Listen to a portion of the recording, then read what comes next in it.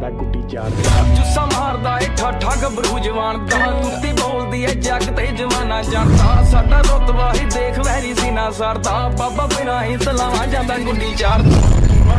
women क्या तकलीफ है